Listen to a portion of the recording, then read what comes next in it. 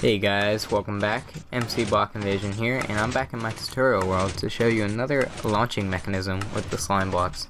Last time I showed you the TNT launcher, which is very simple design, compact, and easy to do.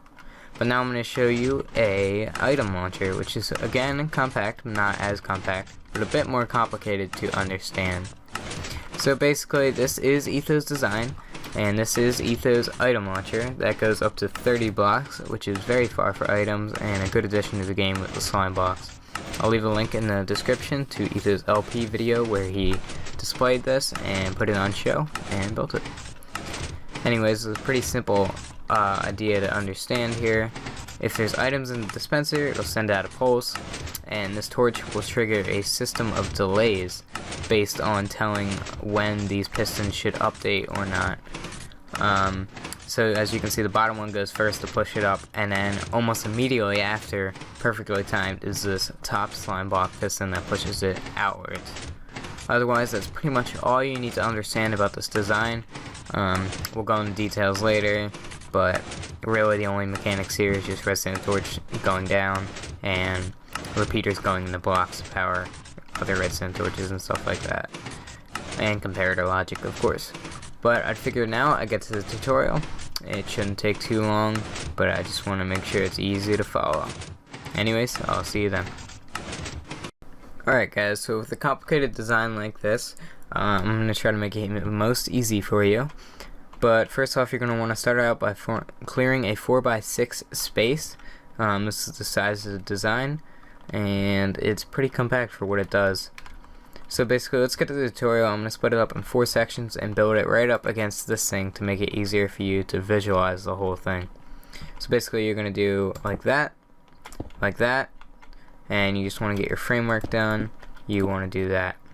So once you've done that, you want to take a repeater going into this block, actually like that, and a repeater going into that block like that, on one tick like these two, and that'll provide the shortest delay possible. After that, you want to place a piece of redstone up here and a piece of redstone down here, and that's the first section. But before you do anything else, make sure you place a torch on this block here. It's kind of encroaching on the second section, but it is a part of this first block here. So now let's get to the second section. This section is a bit more complicated than the first section, but it's not too bad overall. So basically you want to do that and that, place a torch up here, and you want to place a comparator right here, and you want to get your dispenser facing over here. This is where you're going to be your slime block launcher is right here. We'll fill that in for now. And then also we want to place a block right here. And that is pretty much your second design, except for one last thing, and you want to place that on 4 ticks. The third section of the design is going to start with pulling this redstone source out of this block and place that on 4 ticks. Next, you're going to grab a sticky piston real quick and place that down here and plop a slime block right on there. After that, you're going to place a block here, and you're going to do a little staircase design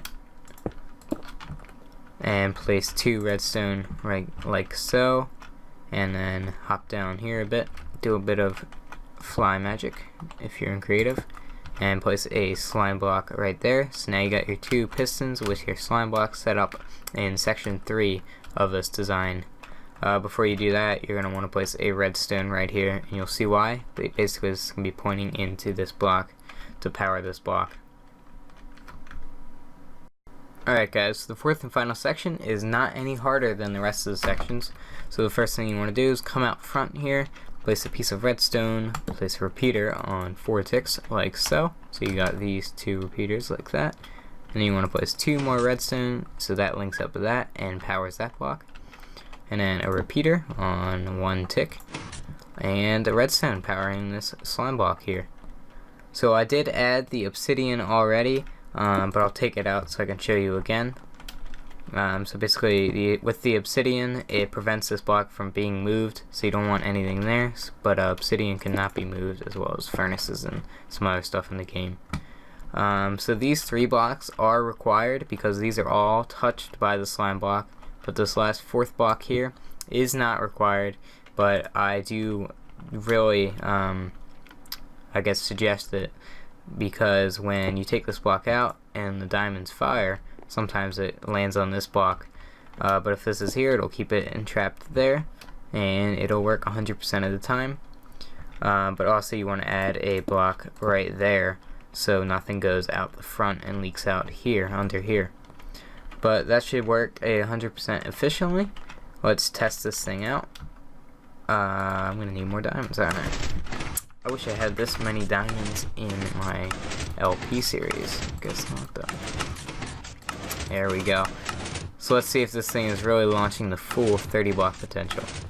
It's definitely launching, but is it launching 30 blocks? And it looks like it is, landing perfectly on the spot. Almost 34 blocks. So that's pretty cool.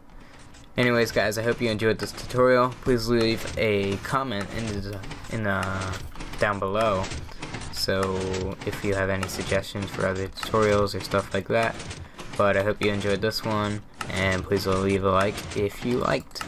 Anyways guys, this was MC Block Invasion, and I'll see you next time.